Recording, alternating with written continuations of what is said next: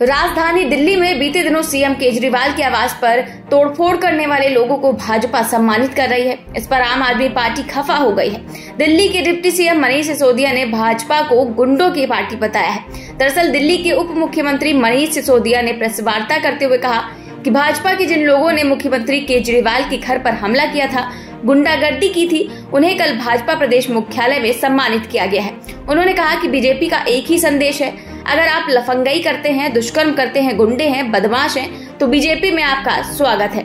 America और Europe में कोई हत्या दुष्कर्म करने वालों को जेल भेजा जाता है, लेकिन भारत में ऐसे लोगों को भाजपा में जगह मिलती है। और क्या कुछ कहा डिप्टी सीएम मनीष सिसोदिया ने, आइए उन्हीं से सुनते हैं। मुख्यमंत्री अरविंद केजरीवाल जी के घर पर हमला करने वाले गुंडों को अपने दफ्तर में अपने सीनियर नेताओं द्वारा सम्मानित कराया, हीरो की तरह सम्मानित कराया। उससे ये साफ हो गया, भारतीय जनता पार्टी ने अपना चरित्र उजागर कर दिया कि वो किस तरह से लफंगों और गुंडों की पार्टी बन गई है। किस तरह से पूरे देश में अब एक ही संदेश है भारतीय जनता पार्टी की तरफ से कि अगर आप सड़क पे लफंगाई करते हैं, लुच्चे हैं, गुंडे हैं, बदमाश हैं, बलात्कार करते हैं, तो आप आइए, भारतीय जनता पार्टी में आपका स्वागत है। भारतीय जनता पार्टी गुंडई करने पे, लफंगाई करने पे, लोगों के साथ मारपीट करने पे ना सिर्फ आपको प्रोटेक्ट करेगी, बल्कि अपने दफ्तर में अपने नेताओं से आपका स्वागत भी कराएगी, आपको हीरो की तरह सम्मानित भी कराएगी। ये भारतीय जनता पार्टी का चरित्र अब हो गया है। और कल जिस तरह से बीजेपी ने मुख्यमंत्री के घर पे हमला करने वाले लोगों को सम्मानित किया, उनको हीरो बना के पेश किया, इसका मतलब आज भारतीय जनता पार्टी पूरी तरह से मान चुकी है कि उसके हीरो, उसके नायक इस देश के स्वतंत्रता सेनानी नहीं हैं।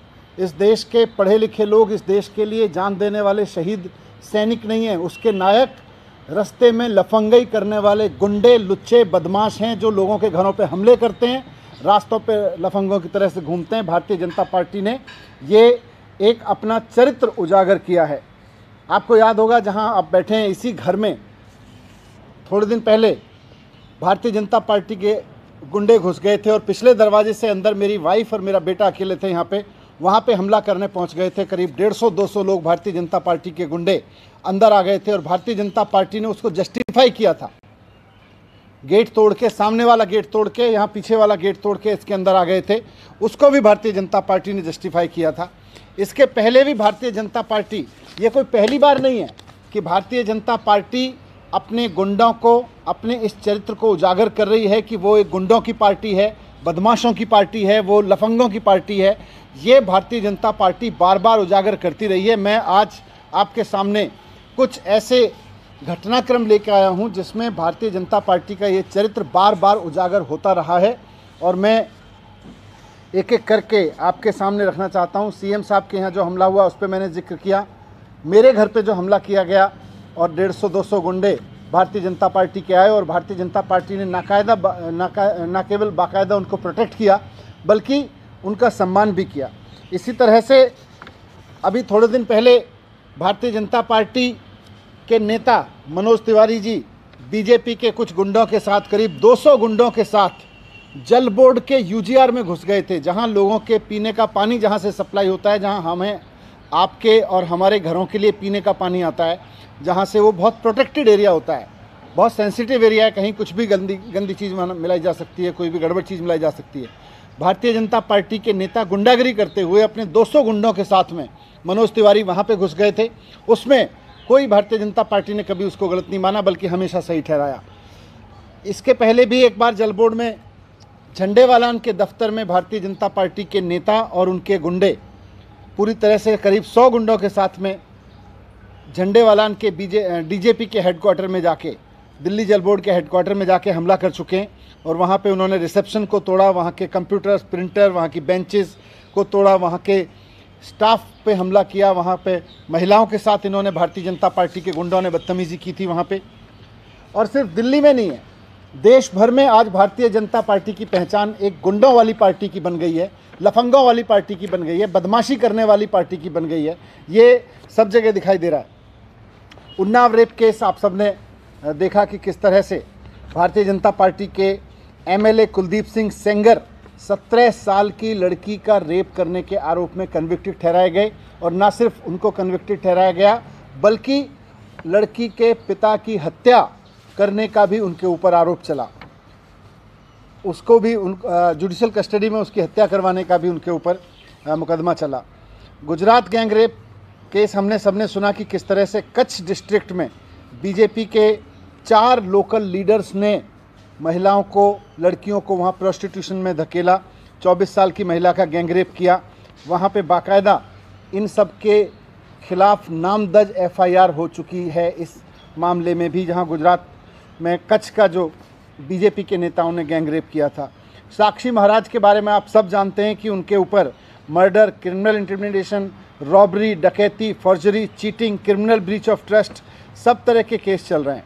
और ये ब्रह्मदत्त द्विवेदी जो कैबिनेट मिनिस्टर थे, उनके हत्या का उनके ऊपर आरोप भी है।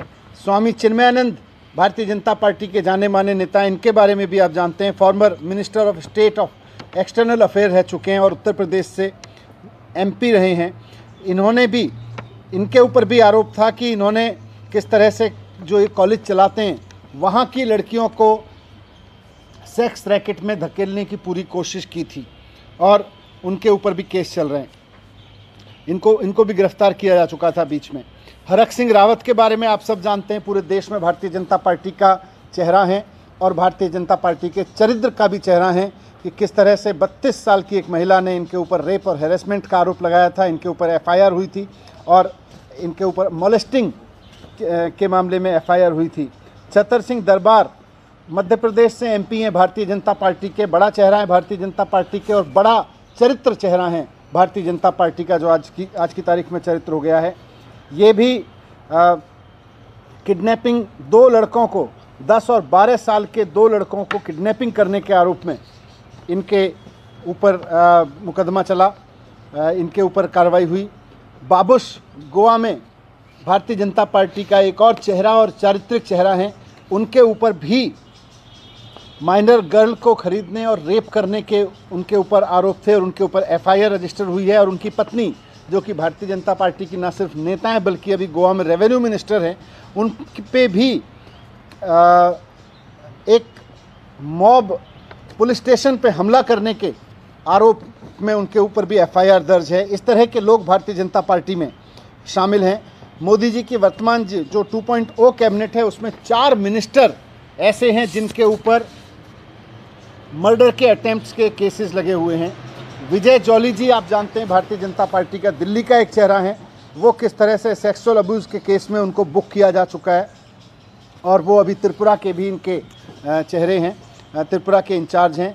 जेठा भाई अहीर, जो उनके ऊपर भी किडनैपिंग और रेप के आरोप हैं, डिप्टी स्पीकर हैं इस समय गुजरात की विधानसभा में। तो ये मैंने आपके सामने कुछ ऐसे केसेस रखे जिससे इस बात की पूरी पुख्ता जानकारी आपको भी मिलती है कि किस तरह से भारतीय जनता पार्टी अपने अंदर रेपिस्ट को, गुंडों को, बलात्कारियों को, हमला करने वालों को, लफंगों को, लड़कियों को छेड़ने वालों को, लोगों के घरों पे गुंडागिरी करने वालों को, इन सबको हीरो की तरह पूजती है, इन सबको अपना नेता बनाती है। जो भी आज एक तरह से बीजेपी की पहचान बन गई है कि एक ऐसी पार्टी के रूप में उसकी पहचान बन गई है जिसके लोग घरों में घुस के गुंडई करते हैं, मारपिटाई करते हैं, सड़क पे लफंगई करते हैं, रेप करते रहते हैं उनके नेता, मर्डर करते रहते हैं उनके नेता, जीप से कुचलवाते हैं उनके नेता। आज अगर अमेरिका में कोई गुंडई करता है तो उसको जेल में जाना पड़ता है, लेकिन भारत में अगर कोई गुंडई करता है तो उसको भारतीय जनता पार्टी में आराम से जगह मिल जाती है। यूरोप में अगर आपकी कोई बेटी को छेड़ता है तो उसको जेल भेजा जाता है, लेकिन भारत में अगर आपकी बेटी को कोई छेड़ता है तो या तो पहले से वो बीजेपी का नेता होगा या भारतीय जनता पार्टी उसको अपने दफ्तर में बुला के बाकायदा सम्मान करेगी, बाकायदा उसको पद देगी। मैं देश के लोगों से कहना चाहता हूँ कि आप कैसा देश चाहते हैं? ऐसा देश चाहते हैं जहाँ गुंडों और लफंगों को केंद्र में बैठी सत्ताधारी पार्टी की शरण मिले, या ऐसा देश चाहते हैं जहाँ पे ऐसे लोग जेल जाएं? आपके सामने अब पूरा चरित्र भारतीय जनता पार्टी का उजागर हो चुका है। ये बीजेपी कभी भी स्कूल की बात नहीं करेगी, कभी भी कॉलेज बनवाने की बात नहीं करेगी, कभी भी अस्पताल बनवाने की बात नहीं करेगी। इसको केवल और केवल देश भर में जो लुच्चे लफंगे लोग हैं, अनपढ़ गुंडे लोग हैं, उनकी ज़रूरत है और इसी के लिए ये बहुत बड़ी संख्या को बेरोजगार बनाए रखना चाहती है। बहुत बड़ी जनसंख्या को भारतीय जनता पार्टी बेरोजगार बना के रखना चाहती है, क्योंकि इनको गुंडई करने के लिए लोगों की ज़रूरत है, सस्ते रेट में बेरोजगार लोगों की ज़रूरत है, ताकि इनसे अपनी गुंडई करा जा सके। मैं देश के सामने ये भी कहना चाहता हूँ कि आपके सामने आम आदमी पार्टी आज एक विकल्प के रूप में है, जो ईमानदार लोगों की पार्टी है, पढ़े लिखे लोगों की पार्टी है, देशभक्त लोगों की पार्टी है, जो स्कूल अस्पताल बना के आपके अपने बच्चों को एक पढ़ा लिखे होने का भविष्य देने वाली पार्टी है, जो रोज़गार ले सकें।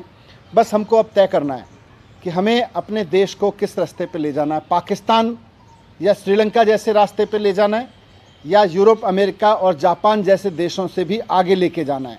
मुझे लगता है हम सबको निर्णय लेना चाहिए कि जो पार्टी गुंडों को संरक्षण देती है और गुंडों को हीरो की तरह से पेश करती है अपने स्टेज पे बिठा के, उसको हमें गद्दार पार्टी का तमगा देना चाहिए। उसको हमें गुंडों, अनपढ़ों, लफंगों की पार्टी देके अब खारिज करना चाहिए। हमें वक्त आ गया है कि हम अपने देश में पढ़ाई लिखाई की राजनीति की बात करें, विज्ञान की बात करें, डिग्री और रोज़गार की बात करें। हम इस तरह की गुंडई और लफंगई की राजनीति को बहिष्कार करें।